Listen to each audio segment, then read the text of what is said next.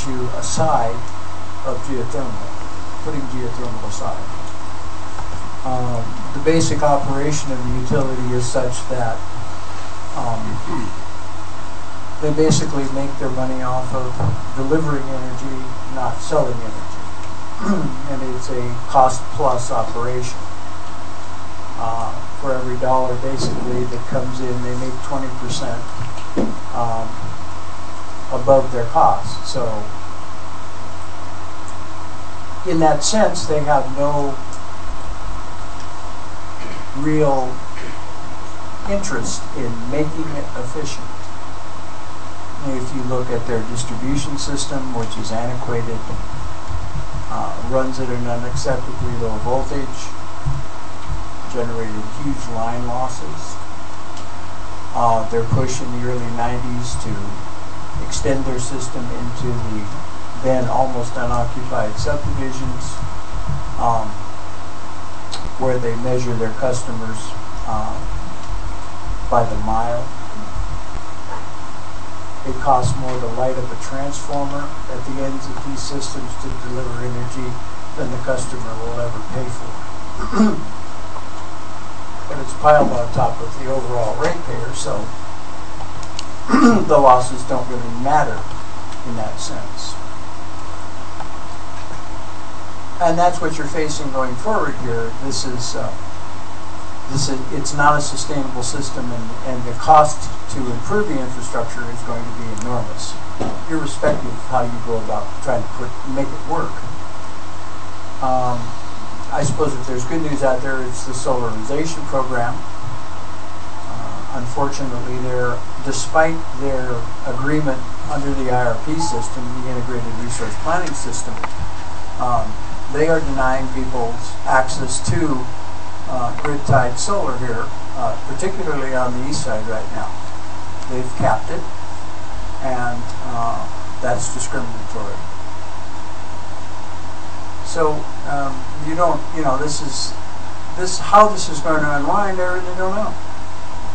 I mean, we have a real problem here. If you believe that the grid is what you want to see, I would happily sit here and tell you that for the larger area of the island, retracting the grid is probably a better option.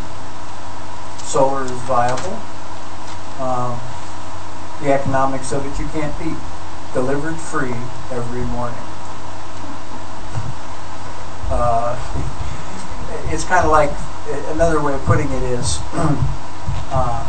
I'll give you the fuel, but you have to buy the car. Okay? And I think we have some interest in this, and the county may have some role in doing that. You have very limited reach here because you're not the PUC. Most of what controls the utility here is in fact state function. But I think we need to be looking to protect our own, because this is a corporation that's driven from Oahu, and their needs are substantially different than what is going to be in our best interest going forward. Moving on to the other issue of what can be done, what things are within your reach. One of them is the implementation of this emergency response plan. It was done by the EPA. The county received the final draft in year 2000. It has never been implemented. So if you want to protect the residents, if there's something that you can do, that's just something you can do. You can get, this is both within your reach and within your grasp, is to demand that the county do this.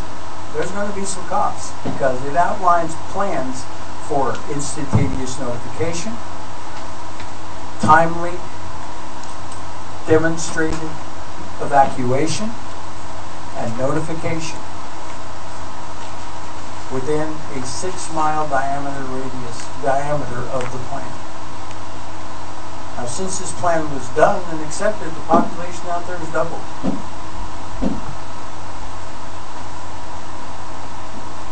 I'll leave it at that. Thank you, Mr. Olson. Okay, our next testifier is Ms. Hardin. will be representing herself, followed by Gary Alexander.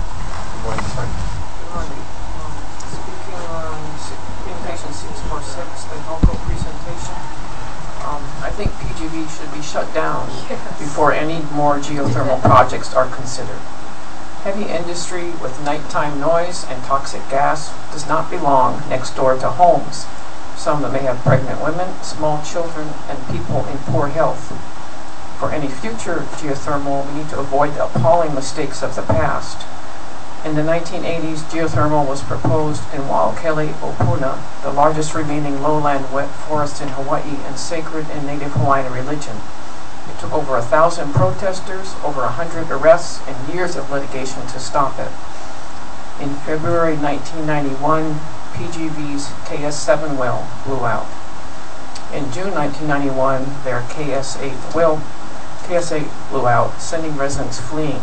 It took 30 hours to cap it and 4 months to get it under full control. PGV said it was not serious. In 1991, a court had to order the U.S. Department of Energy to do an EIS, Environmental Impact Statement, on effects of further geothermal development. I also believe in 1991, Aurora and her family had to get out for 6 months because of gas leaks. In March 1992, the KS8 well reopened, kicked, as they say, with high noise levels. In April 1992, air quality rules still hadn't been written, leading a court to ban drilling at PGV. In August 1992, hydrogen sulfide levels spiked over 3 times the alert level. Residents up to 2,000 feet away had to worry about this, and caustic soda, which had been used to neutralize the hydrogen sulfide, was floating down on them. In November 1992, rising steam pressure pushed the KS8 wellhead out of the ground 28 inches. It looks like a blowout was only prevented by parking 2 50-ton tractors atop the well. In 1993, PGV released 160 pounds of hydrogen sulfide.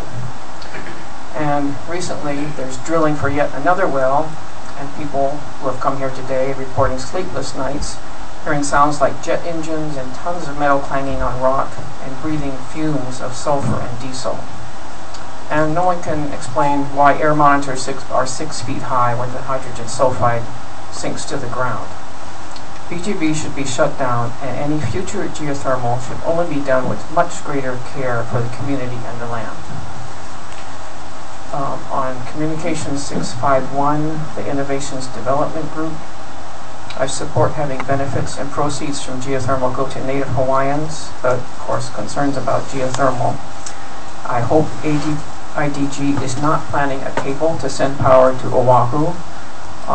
Would Oahu like being covered with power plants to send power to us? If they're running out of power on Oahu, maybe they've reached their limits of growth. Geothermal needs stronger regulation and developed with community involvement. The regulations should cover emergencies, sufficient evacuation routes, what would trigger evacuation, and written emergency plans. Should be regulations about how resident complaints are responded to, regulations about air quality and hydrogen sulfide, including how high those air monitors go, regulations about noise during exploration, drilling, production, and ongoing operations, and regulations about how the geothermal resource subzones are designated and how permits are granted. There should be community input and allowance for contested case hearings. Note that geothermal developers are now calling for an expedited, competitive bidding docket schedule with the PUC regarding HELCO's request for geothermal proposals. And once regulations are written, they need to be enforced without citizens having to file lawsuits and get arrested. It appears HELCO plans to have customers pay for any geothermal exploration and production, and I wonder how fair this is.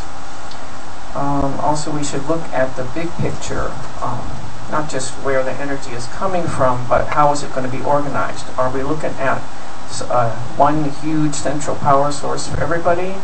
Or are we looking at multiple small decentralized power sources adapted to individual locations and needs, or some kind of hybrid? And also, should we have a private utility or should it be public? Thank you. Thank you, Ms. Harden. Our next testifier is Gary Alexander. He represents the Boho Community Association. He'll be followed by Diane Thomas. Yes, Ms. Thomas will step forward. Okay. Be followed by Mr. Reese. Mr. Reese, is he outside? I'm sorry, go ahead. Okay. Well, first I'd like to say that I worked on the legal aspects with our attorneys on the original lawsuits against geothermal development, which I don't see anyone here who was at that time other than Mr. Yakam.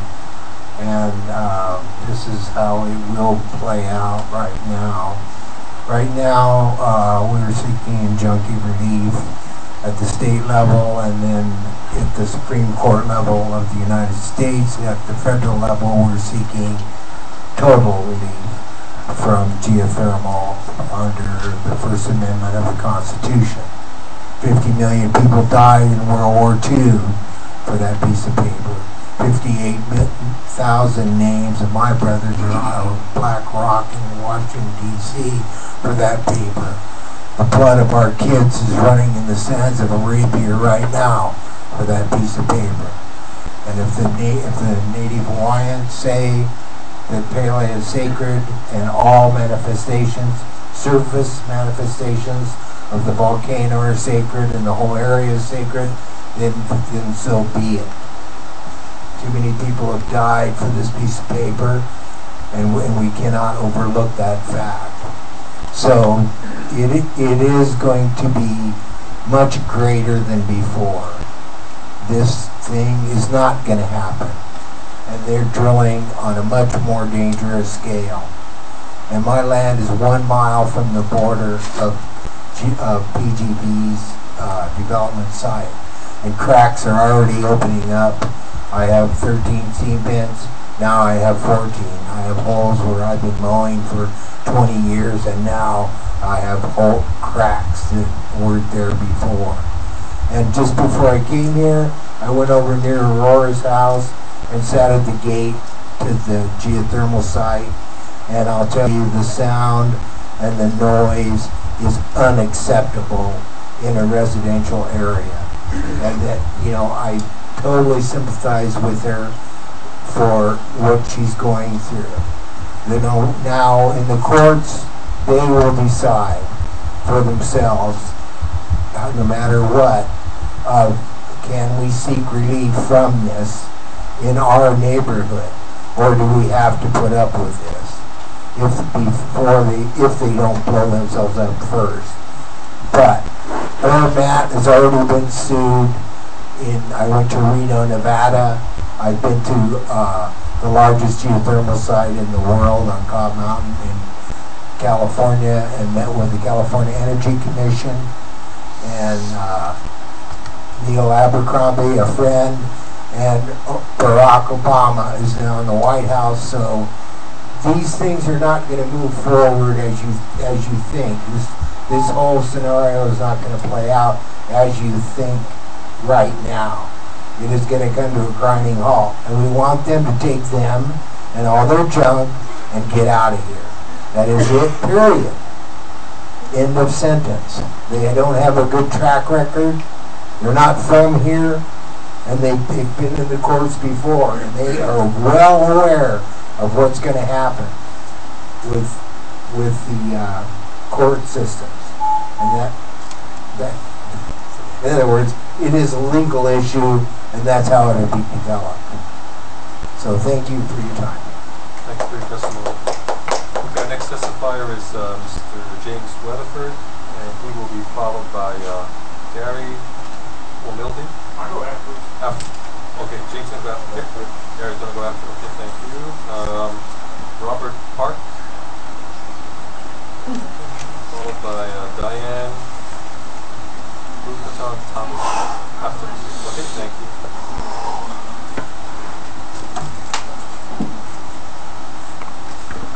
Good afternoon, Council. My name is Robert Park. I speak for myself, and I forgot to mention I also speak for an entity called Aloha Uprising. And Robert, you don't speak for me. I love you, but you don't speak for me. And so I come with concerns. I want to say genuine concerns as to development in period. All my life, being born and raised here in Hawaii, being Hawaiian, development it's a never-ending process that has a destructing end. It's about using up all the resources, and regardless of what the people say, you go ahead and push on with your legislature and political zeal, regardless of the people. I don't know the technicalities of geothermal. I do believe it exists elsewhere. I'm not so sure if that's even the answer, but I know that big oil and cooperation or corporations in for it for greed, income and money and so forth. Sustainability. People like you folks have disabled that word. It's disabled. Sustainability. Where? What we have is called dependability. You know, bars that come bring all the provisions, garlic pepper, food. I caught wind this morning that the Pilago, Sayabong, looking into agriculture. I think that's a positive step forward. You could truly bring the word sustainability into process and actually truly sustain ourselves by way of growing our own food here in Hawaii. It's a no-brainer.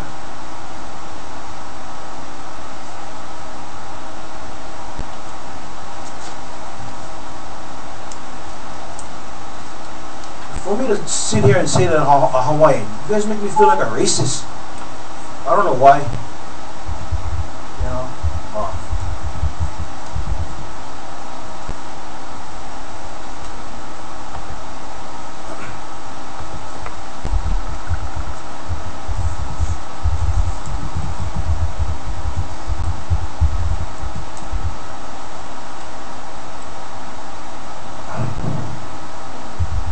I don't want to come up here complaining. I want to try to come up with solutions rather than be more of a pain in the ass. Sustainability it only works when we're taking care of ourselves as a whole, as everybody in the same boy bowl, so to speak. But, you get people moving over here, they get all these monies, and it just makes me, poor, I guess. I don't know, I'm not poor. They just get what I don't want. But how do we truly live? How do we teach ourselves to take care of ourselves? Since we're so indoctrinated into thinking that this is the way life is supposed to be. Well, you guys make decisions that affect our lives, and more than half the public of there don't know jack. Don't know nothing. And yet you guys making decisions for me.